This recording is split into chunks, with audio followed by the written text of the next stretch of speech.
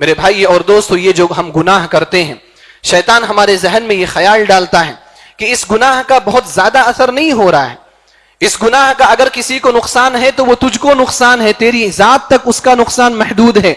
لیکن میرے بھائی اور دوستو، ایسا نہیں ہوتا۔ یہ گناہ جو ہم کرتے ہیں، اس گناہ کا اثر ہماری ذات تک محدود نہیں ہوتا، بلکہ اس گناہ کا اثر ہر ذرے پر، ہر جاندار پر، ہر حیوان پر پڑتا ہے۔ اسی وجہ سے ابو ہریرہ رضی اللہ تعالی عنہ نے بیان فرمایا، ان الحبار لتموت فی وکرها من ظلم الظالم، کہ پرندے اپنے گھونسلوں کے اندر گناہگاروں کے گناہ کی وجہ سے مر جایا کرتے۔ اللہ سبحانہ و تعالی گناہوں کی وجہ سے بارش کو روک لیتا ہے، اللہ سبحانہ و تعالی گناہوں کی وجہ سے اناج کو روک لیتا ہے، غلوں کو روک لیتا ہے، بھوک مری کا ماحول پیدا ہو جاتا ہے، لوگ پیاس کی وجہ سے مرنے لگ جاتے ہیں، اور گناہ کی وجہ سے انسان جانوروں کی موت بھی گناہوں کی وجہ سے ہو جاتی۔ یہ گناہوں کا اثر ہماری ذات تک محدود نہیں رہتا، یہ ہماری خام خیالی ہے، یہ تلبیس ابلیس ہے، یہ شیطان ہمیں دھوکے میں رکھ رہا ہے، بلکہ اس گناہ کا اثر بہت زیادہ ہوتا ہے۔ حتیٰ کہ مسند احمد کی روایت ہے، اللہ کے رسول صلی اللہ علیہ وسلم نے فرمایا، یہ حجر اسود، جس کو ہم بلیک سٹون بولتے ہیں، جس کو ہم کالا پتھر بولتے ہیں، یہ جب اترا تھا جنت سے تو یہ ایسا نہیں تھا جیسا ہم دیکھتے ہیں۔ اللہ کے رسول صلی اللہ علیہ وسلم نے فرمایا، سودتہ خطایا اہل الشرک، مشرکوں کے گناہوں نے اس پتھر کو کالا بنا دیا۔ آپ دیکھیں کہ گناہوں کا اثر پتھروں پر بھی ہو رہا ہے، جن پتھروں پر عام چیزوں کا اثر ظاہر نہیں ہوتا، ہمیں لگتا ہے کہ یہ بے جان ہے اور واقعی وہ بے جان ہے، لیکن ہمارے گناہوں کا اثر ان چیزوں پر بھی پڑتا ہے۔ میرے بھائی اور دوستو، آج ہم بہت سارے گناہ کر رہے ہیں اور ہم سمجھتے ہیں کہ اس کا اثر ہماری ذات تک محدود ہے۔ میں جو چیز آپ کے سامنے بیان کرنا چاہتا ہوں، ہماری گناہ کی وجہ سے، ہماری بداعمالیوں کی وجہ سے ایک بڑے نقصان کا ہمیں اور آپ کو سامنا کرنا پڑ رہا ہے۔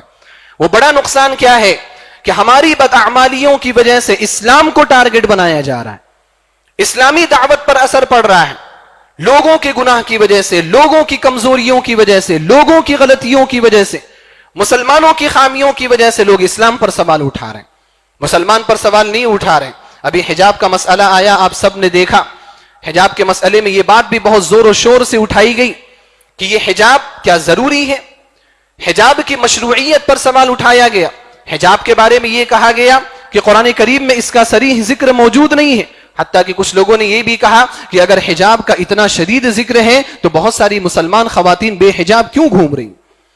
آج ہماری بعض عورتوں کے حجاب نہ کرنے کی وجہ سے حجاب کی مشروعیت پر سوال اٹھ رہا ہے۔ یہ ہماری بدعملی ہے، ہمارا گناہ ہے۔ کس کے اوپر اثر پڑ رہا ہے؟ اسلام کی دعوت پر اثر پڑ رہا ہے۔ آپ دیکھیں، ہم میں سے بعض نوجوان داڑھی نہیں رکھتے، ان کے داڑھی نہ رکھنے کی وجہ سے داڑھی کی مشروعیت پر سوال اٹھایا جا رہا ہے۔ کیا داڑھی رکھنا ضروری ہے؟ کیا داڑھی رکھنا فرض ہے؟ اگر فرض ہے تو وہ فلاں بھائی، وہ بھی تو مسلمان ہے، وہ بھی تو عبداللہ ہے، وہ بھی عبد الرحمن ہے، وہ داڑھی تو نہیں رکھے ہوئے، آپ کو داڑھی رکھنا ضروری کیوں ہے؟ یہ سوال مسلمانوں کی جانب سے بھی ہے، مسلم گھرانوں کی جانب سے بھی ہے، اور غیر مسلم گھرانوں کی جانب سے بھی ہے۔ آج ہماری بدعملی کی وجہ سے ہماری نمازوں پر بھی سوال اٹھ رہے ہیں۔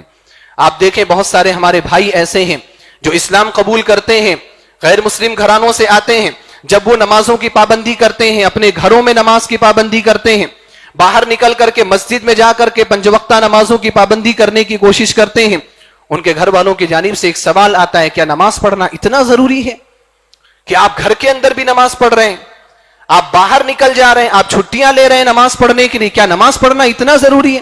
اگر اتنا ہی ضروری ہے تو فرسٹ فلور پہ یا سیکنڈ فلور پہ فلاں مسلم فیملی بھی تو رہتی، وہ تو نماز پڑھنے نہیں جاتے۔ ہماری بدعملی کی وجہ سے نماز پر بھی سوال اٹھائے جا رہے ہیں۔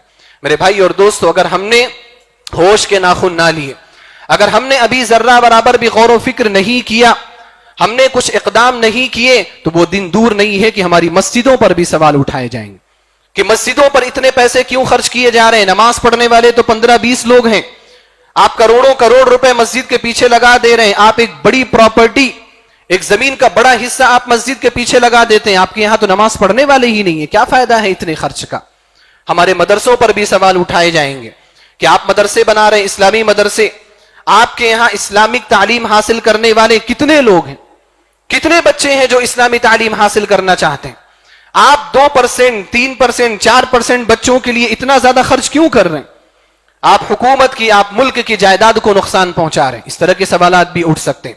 لہذا جو بھی ہم گناہ کر رہے ہیں، ہم ہرگز یہ نہ سمجھیں کہ اس گناہ کا اثر ہماری اپنی ذات تک محدود ہے. اس گناہ کا اثر میرے بھائی اور دوستو بہت دور تک جا رہا ہے. آج ان چیزوں پر سوال اٹھے ہیں, کل کن کن چیزوں پر سوال اٹھیں گے ہم اور آپ کو اس کا اندازہ نہیں ہے.